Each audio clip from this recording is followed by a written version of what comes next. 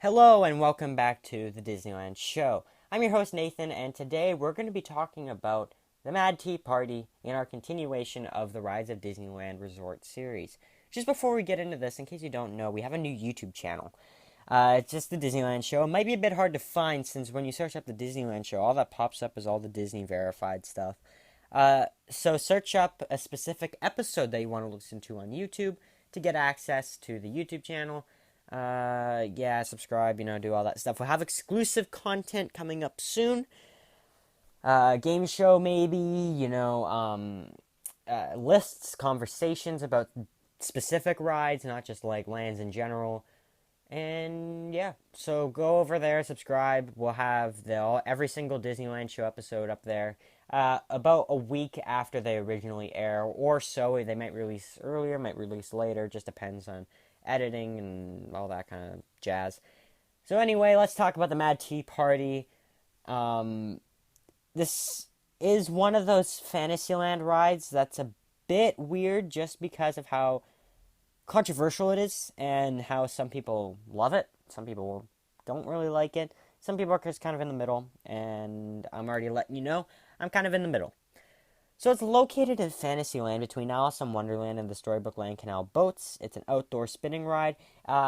This is the only version of the ride that is outdoors. There is one located in every single Disneyland park except for Shanghai Disney, and every single other one is indoors.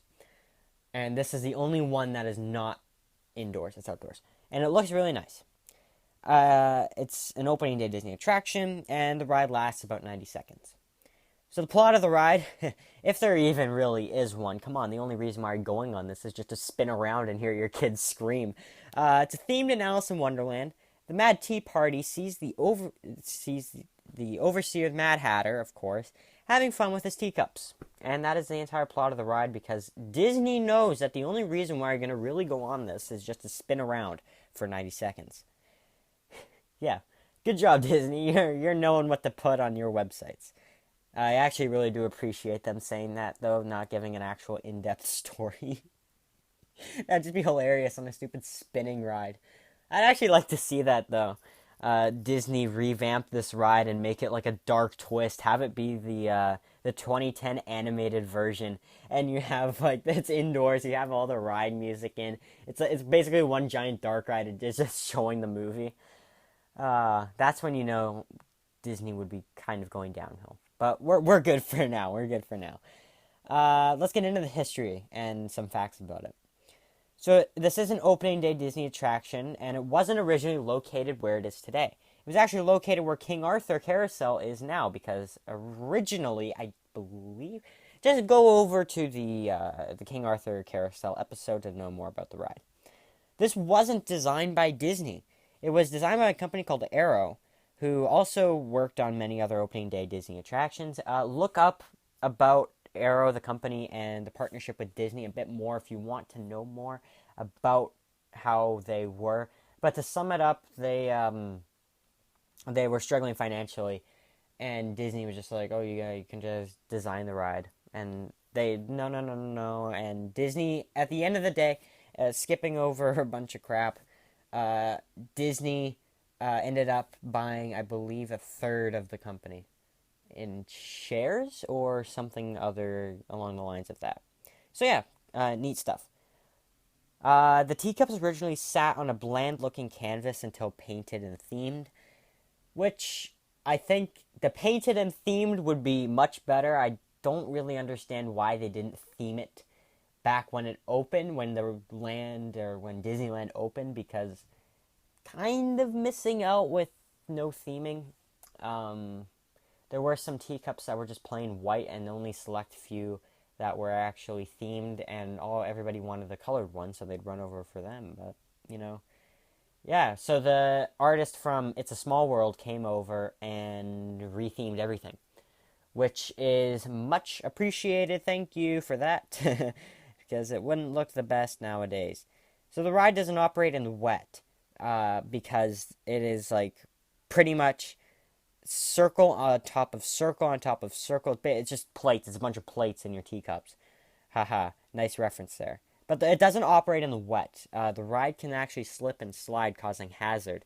And it's not entirely secure, which is why they close the ride in the wet naturally, because it can, same with the Incredicoaster. If it rains, they can't operate it because it's too slippery, and it could, potentially cause some destruction.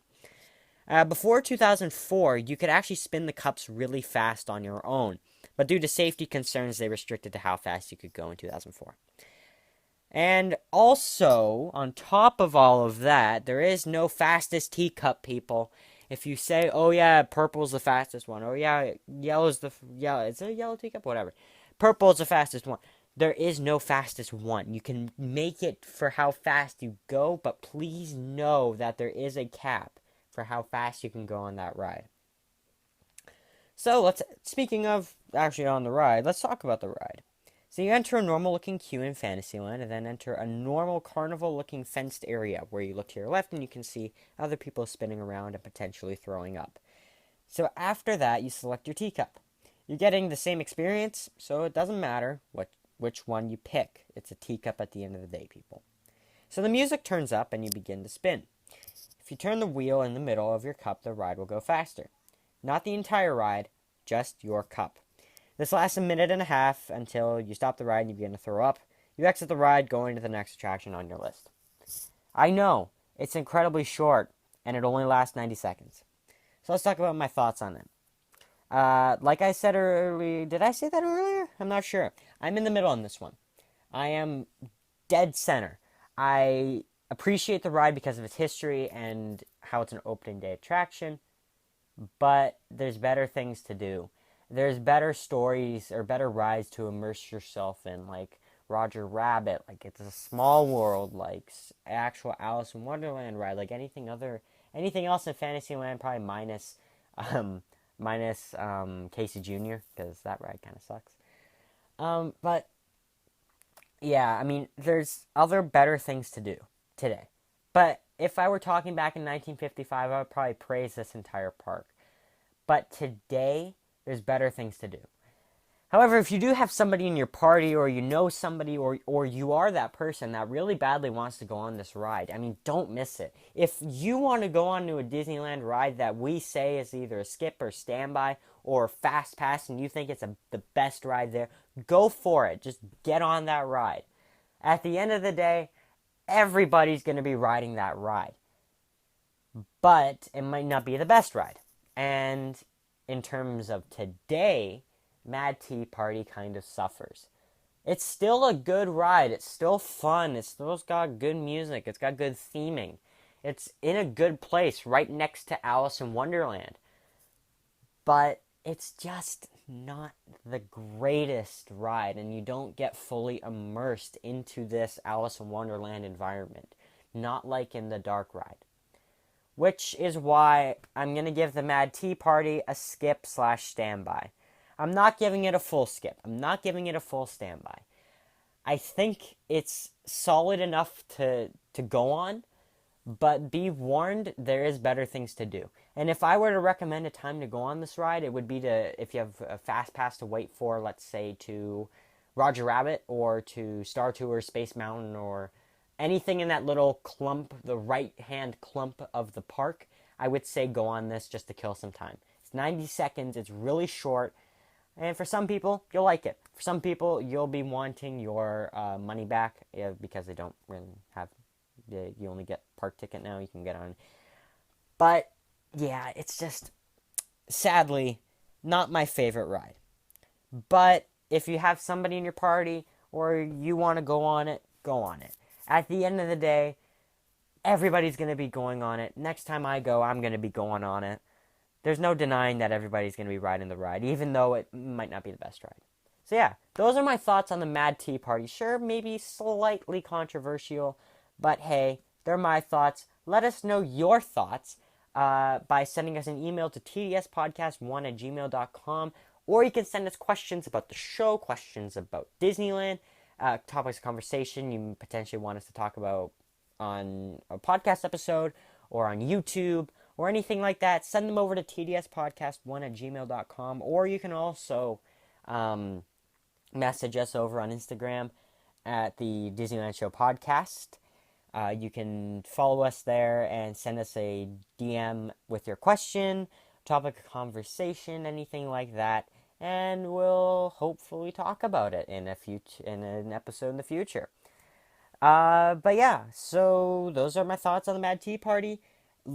Stay tuned for more Disneyland Show episodes. Stay tuned for more stuff on YouTube coming soon.